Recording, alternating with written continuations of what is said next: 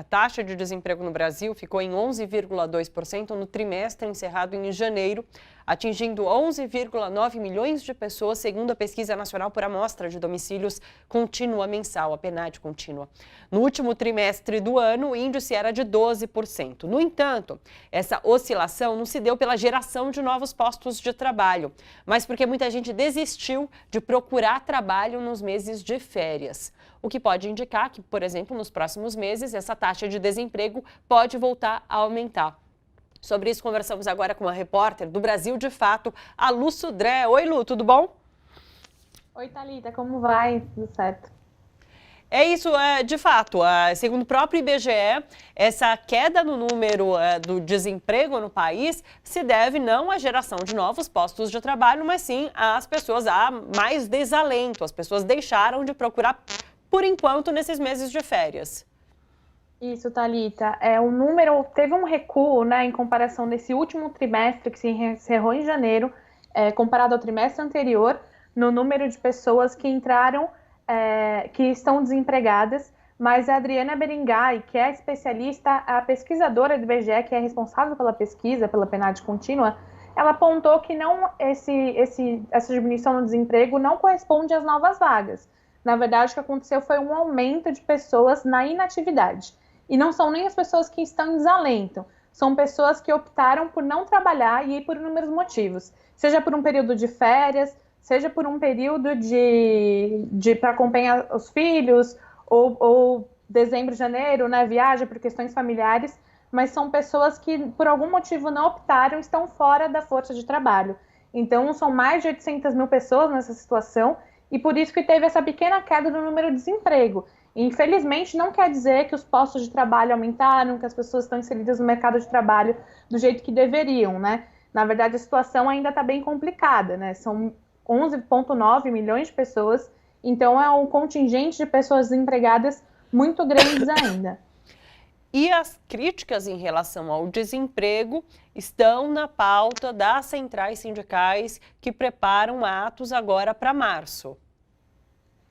Tem uma agenda de lutas aí prevista para março, atos que já estavam marcados e sendo articulados, né, há algumas semanas e que ganharam uma nova força, foram ampliados depois desse ato da direita, né, de apoiadores do Bolsonaro, que convocaram uma manifestação contra o Congresso Nacional para o dia 15 de março. E a avaliação de juristas, né, isso foi muito divulgado essa semana, após o próprio Bolsonaro ter divulgado no seu WhatsApp particular um vídeo convocando para esse ato, é de que o presidente cometeu um crime de responsabilidade, né, pode ser alvo de um impeachment, inclusive, feriu a Constituição, o artigo 85, e apoiando esses atos autoritários que pedem o fechamento do Congresso Nacional e se posicionam contra o STF. Então, esses atos que estavam marcados, por exemplo, o 8 de março, que é um ato histórico aqui, né, para as mulheres de todo o país, também vai abordar a defesa da democracia e do Estado Democrático de Direito, polarizando, se contrapondo ao ato do 15 de março, né, desses grupos autoritários pró-Bolsonaro. No dia 15 de março tem esse ato e no dia 14, no dia anterior, também tem mobilizações previstas em todo o país, em memória e pedindo justiça ao assassinato, aos 2 anos do assassinato da vereadora Marielle Franco. Essa mobilização também vai carregar a defesa do Estado Democrático de Direito, né, em todo o país. E no dia 18 de março tem uma terceira mobilização, que é em defesa do serviço público e dos funcionários públicos, né?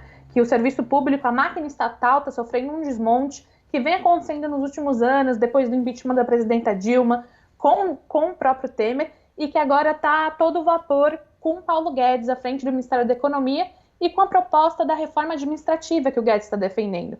Então, tem um ato no dia 8 de março que ampliou, né, os próprios atos que já estavam marcados, agora estão abrangendo essa bandeira frente ao ato da direita no dia 15.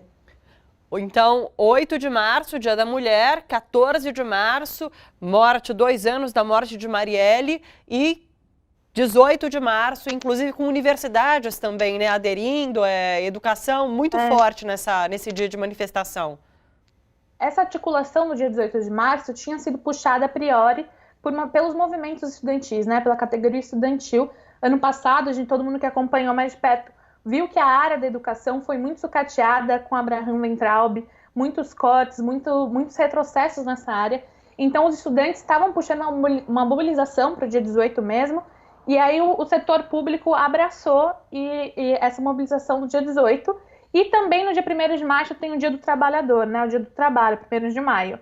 Então, a gente tem praticamente um ato por semana, e todos eles vão estar defendendo a democracia, até porque sem a democracia a gente não consegue pautar todos esses outros direitos, sejam os direitos das mulheres, o direito pela educação de qualidade e o direito do serviço público, né, que está sofrendo uma ofensiva neoliberal do governo e estão sendo sucateados em nome da privatização desses serviços.